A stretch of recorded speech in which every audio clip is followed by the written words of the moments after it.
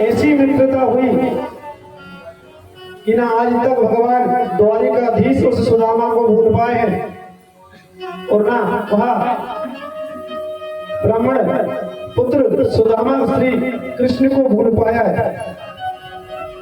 सदैव उस द्वारिकाधीश को याद करता रहता है। और महाराज इसी बात से प्रसन्न होता है कि मेरा मित्र कृष्ण आज द्वारिकाधीश का राजा है, बहुत बड़ा राजा बन गया मेरा मित्र। और हम तो कहते हैं कि सच्चे मित्र की पहचान भी यही है कि अगर उसका मित्र ऊंचे पद पर पहुंच जाए तो उसे गर्व होना चाहिए कि मेरा मित्र इतने ऊंचे पद पर बैठा हुआ है। महाराज जमाना यह है कि मित्र अगर आगे बढ़ जाए तो एक दूसरा मित्र पैर खींच के नीचे ले आता है, लेकिन सुदामा जी बड़े प्रसन्न होते हैं कि मेरा मित्र कृष्ण जो मेरे साथ गुरुकुल में विद्या अध्ययन किया, गुरुकुल में मेरे साथ पढ़ाई की, कभी वो मुझे डांट देता, कभी मैं उसे डांट देता, और आज देखिए वो द्वारिकाधीश का राजा बना बैठा है। महाराज उस सुदामा के घर की स्थिति ऐसी है कि उस सुदामा के नियम ऐसे हैं कि 5 घर से भिक्षा मांगते हैं। उन 5 घर में अगर भिक्षा प्राप्त हुई तो उसी से भोजन करते हैं, नहीं तो 6वें घर भिक्षा मांगने नहीं जाते। अगर 5 घर में से प्राप्त हुआ तो खा लिया, नहीं तो आगे 6वें घर भिक्षा मांगने नहीं जाते। कई वर्षों तक ऐसा ही चलता रहा। तो एक दिन उस श्री सुदामा की पत्नी सुशीला कहती है सुदामा जी से कि अरे आपको पता है आपके मित्र द्वारिकाधीश आज द्वारिका के राजा बने बैठे हैं, आप उस द्वारिकाधीश के पास जाकर के कुछ धन लेकर के क्यों नहीं आ जाते। तब सुदामा जी अपनी पत्नी सुशीला को समझाते हैं कि अगर द्वारिकाधीश से इतने वर्षों में मिलने जाऊं तो कुछ मांगने जाऊं, कैसा मेरा मन गवाही नहीं देता कि इतने वर्षों में उससे मिलने जाऊं, वो भी क्यों मिलने जाऊं कि मुझे कुछ धन की इच्छा है, कुछ धन की आवश्यकता है। नहीं सुशीला, मेरा ऐसा मन बिल्कुल गवाही नहीं देता, और जाऊं भी तो खाली हाथ क्या लेकर जाऊं। मित्र के यहाँ जाना, पिता के यहाँ जाना, बेटी के यहाँ जाना, अभी खाली हाथ नहीं जाना। मंदिर में जाना, कहीं कथा कुछ भी अच्छे स्थान पर जाना तो खाली हाथ नहीं जाना, कुछ नहीं बने तो पुष्प की पंखुड़ी ही ले जाना। और मैं इतने वर्षों से बिछड़े मेरे मित्र से मिलने जाऊं तो ऐसे खाली हाथ चले जाऊं। तब महाराज उस सुशीला ने 5 घर से थोड़े थोड़े चावल लिए, और अंदाजा लगाइए 5 घर से अगर चावल मांगे जाए तो एक क्वालिटी के, एक वैरायटी के नहीं मिलने वाले। उन 5 घर के चावलों को इकट्ठा किया ताकि वो द्वारिकाधीश इन चावलों से अंदाजा लगा सके कि मेरे मित्र सुदामा के घर में क्या स्थिति होगी।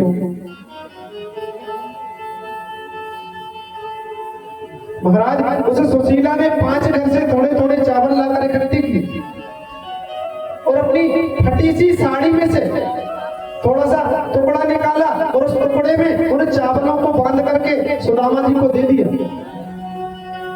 बोले लीजिए, अब आपको संकोच नहीं होगा अपने मित्र के यहाँ जाने में। अब आप इन चावलों को लेकर के अपने मित्र के पास जाइए। महाराज उन चावलों को लेकर के सुदामा जी अपने मित्र से मिलने चले गए।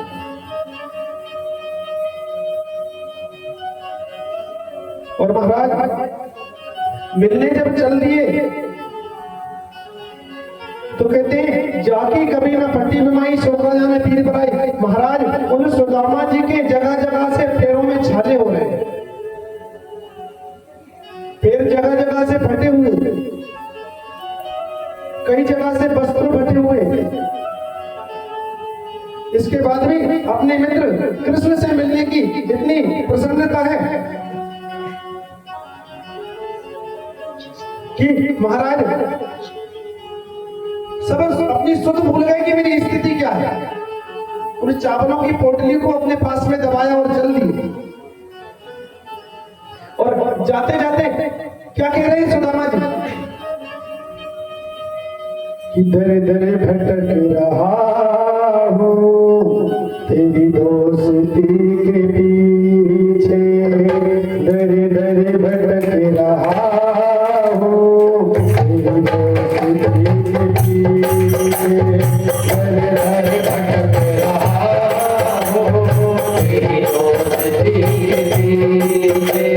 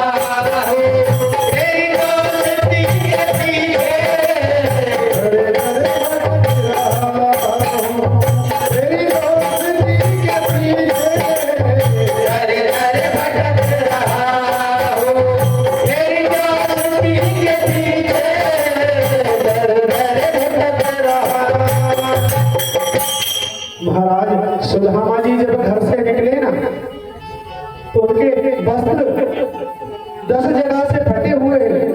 हाथ में उन्हें 5 प्रकार के चावलों की पोटली रख रखी है और उस द्वारिकाधीश का पता पूछते पूछते कि भैया द्वारिका किधर पड़ेगी, द्वारिका किधर है। जो राहगीर मिलते हैं ना उससे अपने द्वारिकाधीश की द्वारिका का पता लगाते कि भैया द्वारिका किधर है। तब महाराज किसी ने कहा कि नदी जो देख रहे हो ना, इसमें आपको नाव में बैठ करके नदी को पार करना पड़ेगा। तब उस तरफ आप जब पहुंचेंगे ना, तब आपको पता चल जाएगा कि द्वारिकाधीश का महल कहां पर है। महाराज सुदामा जी ने उस नाव वाले से प्रार्थना की कि मुझे नाव से उस पार जाना है। उस नाव वाले ने उन सुदामा जी से कहा कि नाव से पार तो मैं कर दूं, लेकिन इसमें पैसे लगते हैं, बिना पैसे के पार नहीं कर सकता। कुछ अगर आपके पास धन हो तो वो धन आप दे दीजिए, मैं आपको नाव पार करा दूंगा। सुदामा जी को फिर अपनी इस दीन दशा पे, अपनी दशा को देख करके महाराज आंखों से उन सुदामा के अश्रु निकल गए कि सुशीला ने घर से चावल दिए कि द्वारिकाधीश को दे देना, और यहाँ इस नाव वाले को अगर मैं ये चावल दे दूं नाव से उतरने के, तो महाराज अगर ये चावल मैं इस नाव वाले को दे दूं तो फिर उस द्वारिकाधीश को क्या प्रदान करूंगा। जब वो द्वारिकाधीश पूछेगा कि अरे सुदामा मेरे लिए क्या लेकर आए, तब उस द्वारिकाधीश को मैं क्या जवाब दूंगा। महाराज उस नाव वाले को अपनी दशा बताई कि मैं ब्राह्मण देवता और अपने मित्र द्वारिकाधीश का मित्र हूं। नाव वाले ने उस सुदामा को अपनी नाव में बिठा करके नाव नदी पार कराया, और महाराज धीरे धीरे चलते चलते सुदामा जी उस द्वारिकाधीश के महल के द्वार पर पहुंच गए। अंदर जाने का प्रयास किया तो तुरंत उन्हें द्वारपालों ने रोक दिया कि कहां जाते हो महाराज, बिना अनुमति द्वारिकाधीश के महल में प्रवेश नहीं कर सकते। तब सुदामा जी ने कहा अरे वो तुम्हारा द्वारिकाधीश जो है ना मेरे बचपन का सखा है, मेरे साथ में पढ़ाई की उसने गुरुकुल में। बोले महाराज कहां हमारे महाराज द्वारिकाधीश, पूरी द्वारिका के राजा, और आपके फटे से वस्त्र, और आप कहते हैं आप उस द्वारिकाधीश के मित्र हैं। कैसे मान ले कि आप द्वारिकाधीश के मित्र हैं। महाराज सुदामा जी ने कहा एक बार आप जाकर के अपने द्वारिकाधीश को इतना तो समाचार दे दो कि कोई सुदामा नाम का ब्राह्मण द्वार पर खड़ा है और आपसे मिलने की इच्छा रखता है।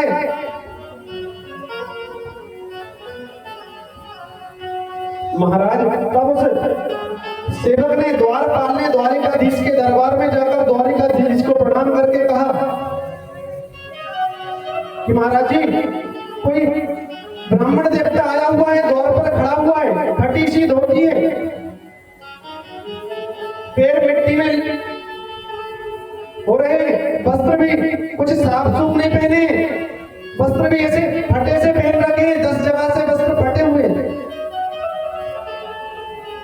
तब द्वारिकाधीश ने उस द्वारपाल से पूछा कि कुछ अपना परिचय तो दिया होगा, कुछ नाम तो बताया होगा, आखिर उसकी दशा कैसी लगती है, कैसा है। तब सेवक कहता है, द्वारपाल कहता है उसी से पगा ना जगा तन पे प्रभु जाने को आए बसे गई ग्रामा, धोती फटी सी लटी दुपटी उपाय उपाय के नहीं सामा। बोले द्वारिकाधीश द्वार पर खड़ा हुआ है, ना तो सिर पर पगड़ी है और धोती भी जो पहनी हुई है ना, वो धोती भी 10 जगह से फटी हुई है। द्वारी खड़ो द्विज, बोले द्वार पर खड़ा हुआ वो कोई और नहीं बल्कि द्विज ब्राह्मण है। और दशा और कैसी स्थिति है, बोले दुर्बल एक, बिल्कुल दुबला पतला सा ब्राह्मण है। द्वारी खड़ो द्विज दुर्बल रहो जगुसो वसुधा विरामा। बस एक ही रट लगा रखी है उसमें कि द्वारिकाधीश से मिलना है, द्वारिकाधीश से मिलना है। अरे तो बोले कोई नाम तो बताया होगा, नाम पूछा कि नहीं पूछा? बोले हाँ महाराज नाम पूछा। कहता है क्या कहता है? बोले पूछ तेरी दयाल को धाम बतावत आपनो नाम। पूरा सुदामा भी नहीं कह पाया द्वारपाल, जैसे ही सुदामा ही कहा था महाराज द्वारिकाधीश ने अपने सिंहासन को छोड़े और दौड़ते हुए द्वार पर जाकर उसे सुदामा को गले लगा लिया।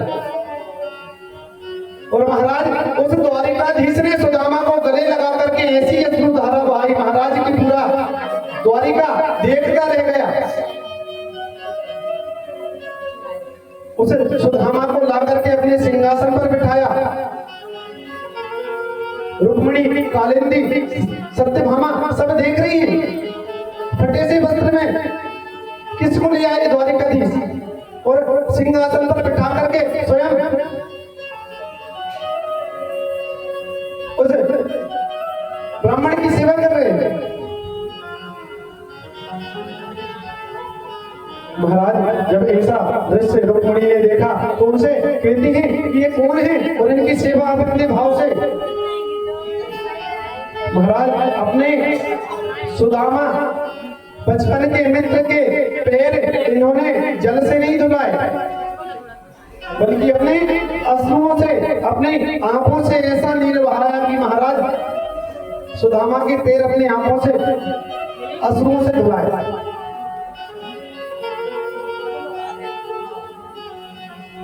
तब भगवान ने उस सुदामा से कहा कि अरे सुदामा आए थे न किते, अरे सुदामा इधर नहीं आए, आज तक तुमने खबर नहीं दी। इतना तुम कहाँ घूमते रहे, इतना तुम कहाँ? और घर में भाभी सुशीला तो ठीक है और घर में बच्चे तो सब ठीक है। महाराज उन सुदामा ने इतना तो सुना तो घर की वही दशा, वही दृश्य पुनः सुदामा को याद आ गया और सुदामा की आंखों से अश्रुधारा निकल गई। तब द्वारिकाधीश ने फिर से उस सुदामा को गले लगा लिया। अरे सुदामा क्यों रोते हो? घर में सब कुशल तो हैं? घर की बात सुनते ही आपकी आंखों से अश्रु क्यों निकल आए?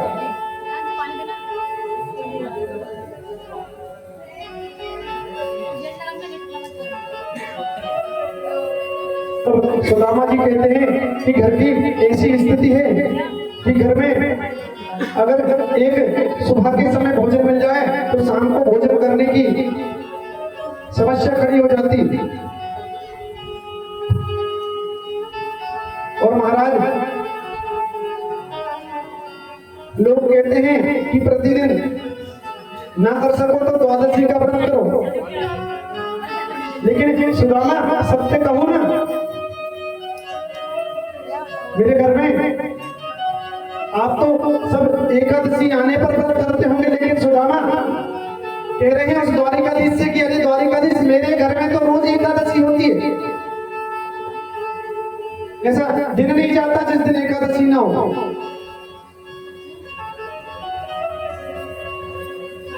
महाराज बहुत देर तक कृष्ण और द्वारिकाधीश और सुदामा की चर्चा होती रही। तब द्वारिकाधीश ने कहा कि अरे मित्र सुदामा, तुम अब यहाँ आ गए हो, अब बिल्कुल सब चिंता छोड़ दो। तब सुदामा जी ने कहा कि इतनी सारी देवियां कौन है, इतनी सारी देवियां जो खड़ी है कौन है? तब भगवान द्वारिकाधीश कहते हैं कि अरे सुदामा, ये सारी मेरी पत्नियां हैं। अरे वाह, हमारा भी परिचय कराओ। अरे बोले बिल्कुल, अभी कराए देते हैं। रुक्मणी को कहा, रुक्मणी आओ, मित्र को प्रणाम करो। रुक्मणी आई, बोले मैं रुक्मणी। प्रणाम किया, बोले खुश रहो। कालिंदी, मैं कालिंदी। प्रणाम किया, बोले खुश रहो। सत्यभामा, बोले खुश रहो। महाराज 8 से 16, 16 से 32, 32 से 64, 100, 200, 400 तक को खुश रहो, खुश रहो, खुश रहो। एक बार 1000 बार हाथ उठा करके अपना तो देखो क्या हाल होगा। महाराज यहाँ द्वारिकाधीश की 16,108 पत्नियां हैं। बोले क्या है भैया सुदाम, क्या है भैया द्वारिकाधीश, और भी रही क्या? बोले हाँ, अभी तो आप देखते जाओ, एक दो नहीं 16,108 है बोले मेरे पास। बोले बारे द्वारिकाधीश, बोले इतना को तो आशीर्वाद नहीं दे पाएंगे, ऐसा कहो उनकी तरफ से आप ही प्रणाम कर लो। तब स्वयं द्वारिकाधीश ने अपनी पत्नियों की तरफ से स्वयं ने प्रणाम कर लिया। और महाराज जब जीवन में कोई कष्ट हो ना, जब परेशानी में हो ना, तो एक बार उस गोविंद को जरूर याद कर लेना। आज सुदामा ने गोविंद को न याद करके इतना कष्ट पाया, और आज गोविंद के दरबार में, द्वारिकाधीश के दरबार में जाने के बाद में सभी दुखों को दूर कर दिया द्वारिकाधीश ने। तो जब आप भी कभी ना कष्ट में रहो ना, उस गोविंद को याद जरूर कर लेना।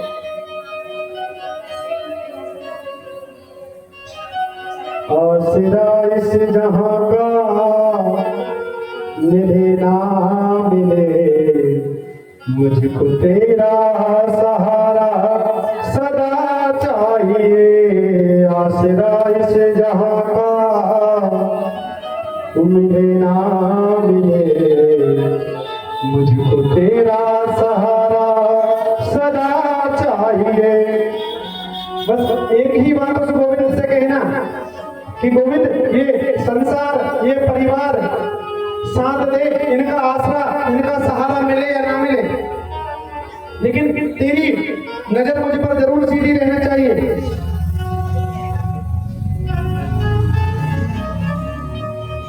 ऐसी गोविंद से जरूर एक बार प्रार्थना कर लेना कभी भी जब कष्ट में रहो तो, क्योंकि उस गोविंद को अगर भाव से बुलाया ना, तो उस गोविंद को आपके पास आना पड़ेगा। बड़े बड़े सौभाग्य की और बड़े सौभाग्यशाली हो जो 7 दिन से इस कथा को आप श्रवण कर रहे हो।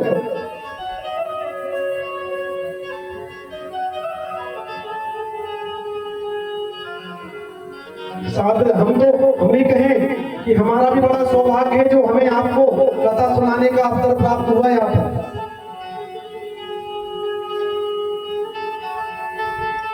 आज विगत 7 दिन से आपको कथा श्रवण करा रहे हैं, और इस 7 दिन की कथा में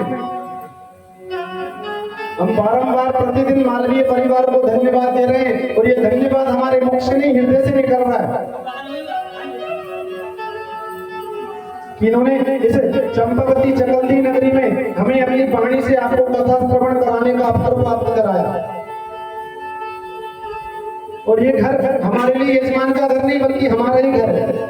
जब ज्यादा दिन हो जाते हैं ना, तो ऐसी याद आती है, हम स्वयं मिलने आ जाते हैं इनसे। और 7 दिन तक इन्होंने बहुत बढ़िया सेवा की सभी ब्राह्मणों की। ऐसा प्रतीत नहीं हुआ कि घर से बाहर है ब्राह्मण, घर जैसी सेवा मिली महाराज। सोचने में तो देर हो जाएगी, चाय पीना है, लेकिन लाने में देर ना हो। ऐसी सेवा 7 दिन से ये लोग कर रहे हैं। और उन ब्राह्मणों से, हम विप्र मंडली से भी बारंबार क्षमा प्रार्थना चाहूंगा कि हो सकता है 7 दिन में कोई ऐसा शब्द हो मेरे मुख से निकल गया हो जो उनको कष्ट पहुंचाया हो, या मालवीय परिवार से भी मैं बारंबार प्रार्थना करूंगा कि 7 दिन में हो सकता है किसी प्रकार से ऐसे कोई भाव बन गए हो। बड़ा आयोजन होता है ना, कुछ कहने में ऐसे शब्द आ जाते हैं जो हमारे लिए उचित नहीं होते, लेकिन जब बड़ा आयोजन होता है तो कुछ कहने में आ जाता है। तो उनसे भी मैं बारंबार क्षमा प्रार्थना चाहूंगा कि अगर कुछ ऐसा शब्द हमारे द्वारा या हमारी मित्र मंडली के द्वारा कुछ रहा हो तो उस भूल चूक को माफ करना, और जो प्रेम आपने 7 दिन लुटाया है ना, ऐसा ही प्रेम सदैव आप हमारे ऊपर लुटाते रहे, क्योंकि महाराज हमारा तो 7 दिन यहाँ तो 7 दिन कहीं और होगा।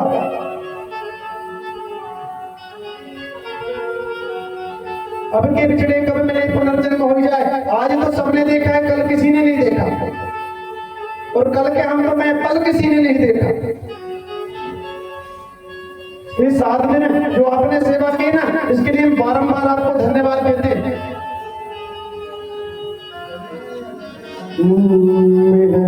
साथी देने का हमारा तुम्हारा, साथ देने का हमारा तुम्हारा, साथ देने का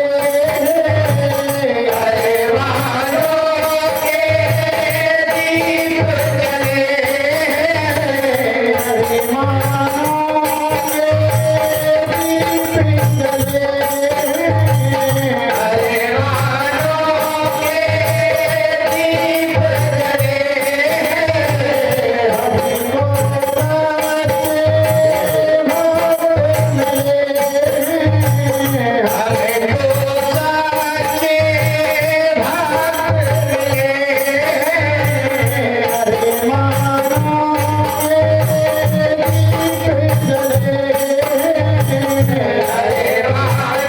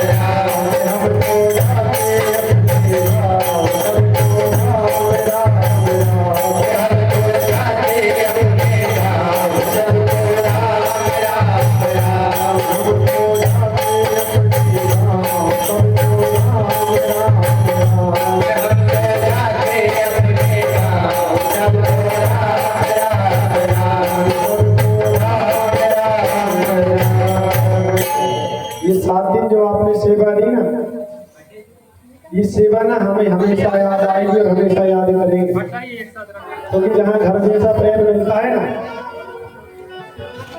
उन लोगों को, उन दिनों को कभी कोई नहीं मिलता। ऐसा आप सबने मिल करके हम सभी के ऊपर प्रेम लुटाया और सभी से यही बंधन, यही प्रार्थना करते हैं कि ऐसा ही आपका प्रेम सदैव बना रहे।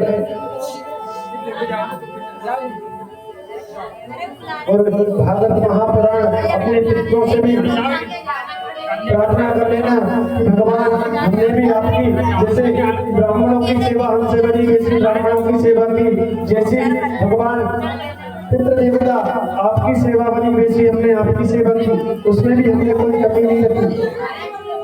उस सेवा को भी आप स्वीकार करना।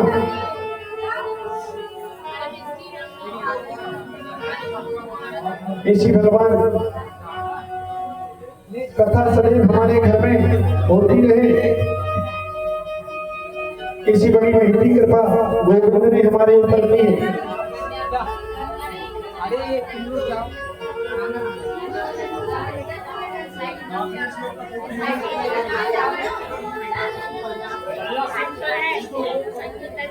तो मैं तो खीर पूरी गरम गरम बन रही है।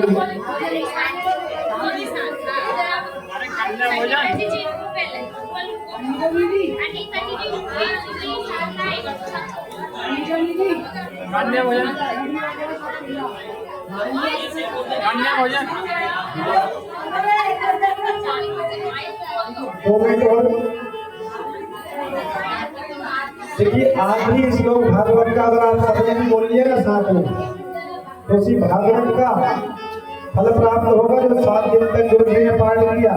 और हमारे पूज्य गुरुदेव जो वृंदावन से पधारे, उन्होंने भी अपना अनमोल समय निकाला इस कथा के लिए। दिल्ली की कथा लेने के बाद में विशेष आग्रह पर दिल्ली दूसरे अपने मित्र को भेजने के बाद वो यहाँ पहुंचे, तो उनको भी मैं बारंबार धन्यवाद देता हूँ कि उन्होंने भी अपना उस दिल्ली की कथा को छोड़कर किसी और को सौंप करके हमारे आग्रह पर एक मित्र भाव भी हमारा, उस भाव को उन्होंने स्वीकार किया और समय निकाल करके यहाँ आकर के 7 दिन तक अपना पूरा समय उन्होंने भागवत पाठ में दिया। और इतने सरल कि जहाँ जैसी व्यवस्था मिली वैसे उस माहौल में ढल जाना। महाराज हम तो ये कहें कि वो वृंदावन में विराजते हैं, वृंदावन में रहते हैं, तो बहुत बड़ी गोविंद की उनके ऊपर कृपा है। जहाँ गोविंद के पास ना पहुंच पाए, जहाँ वृंदावन दर्शन ना हो, तो ऐसे संतों का, ऐसे ब्राह्मणों का ही दर्शन हो जाए, उसी से वृंदावन के दर्शन का फल प्राप्त हो जाए। और उनसे हम प्रार्थना करते हैं कि बिहारी जी को हमारा सभी का संदेश देना कि बिहारी जी हम सभी को भी जल्दी जल्दी श्री धाम वृंदावन बुलाएं।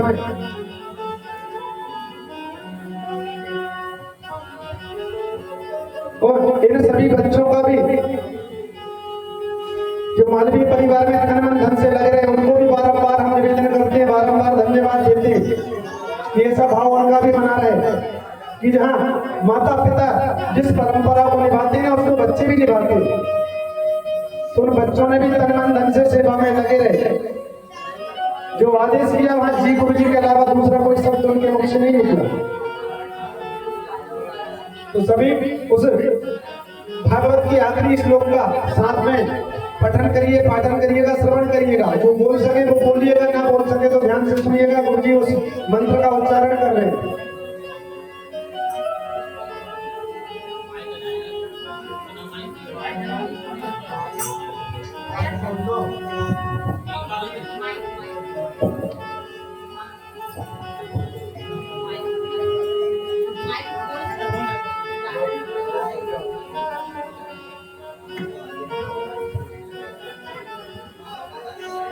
सभी साथ में बोलिएगा गुरु जी के श्लोक।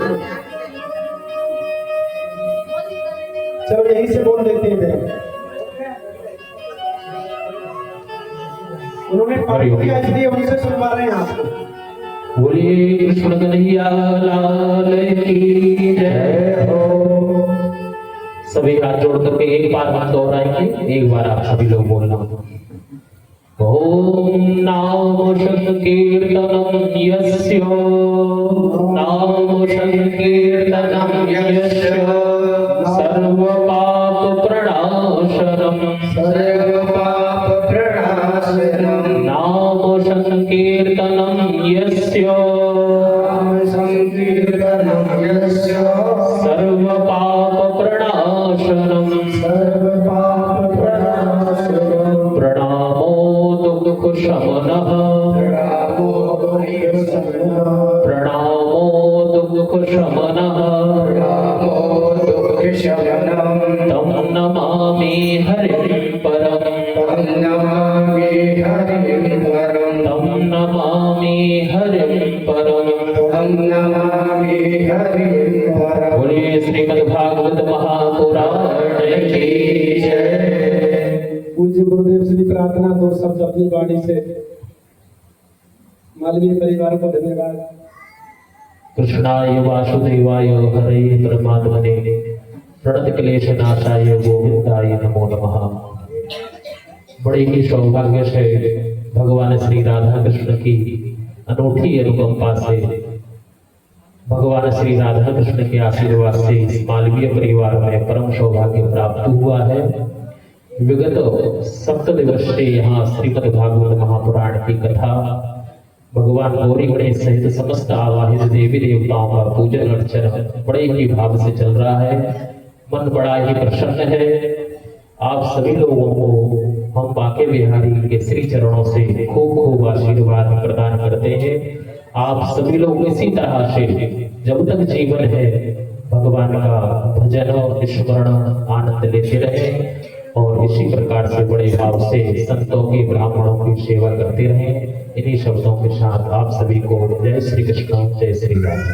बोलिए भागवत महापुराण की जय।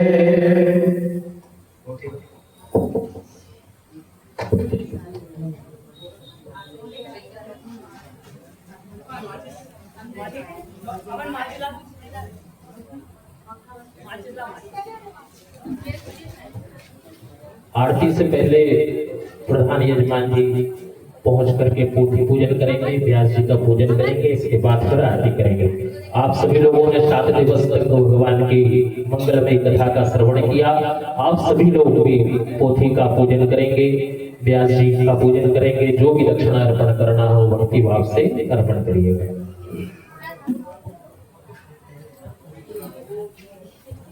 श्री राधे। चले जाएंगे बिहारी सुन लो अर्ज हमारी हमारी। चले जाएंगे बिहारी सुन लो अर्ज हमारी हमारी। चले जाएंगे बिहारी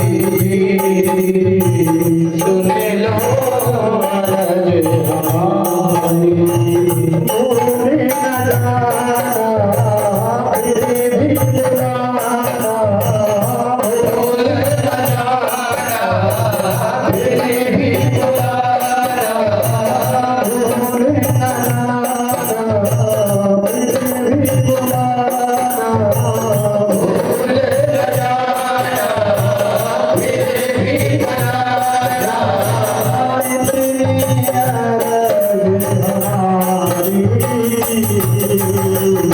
चले जाएंगे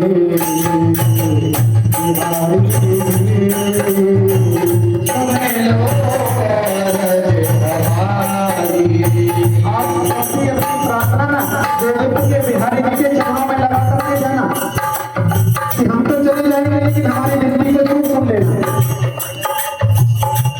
और ऐसा योग बनाना कि हमारे घर में भी हमारे मित्रों के लिए भागवत का पाठ अवश्य करा सके। क्या बीत रही है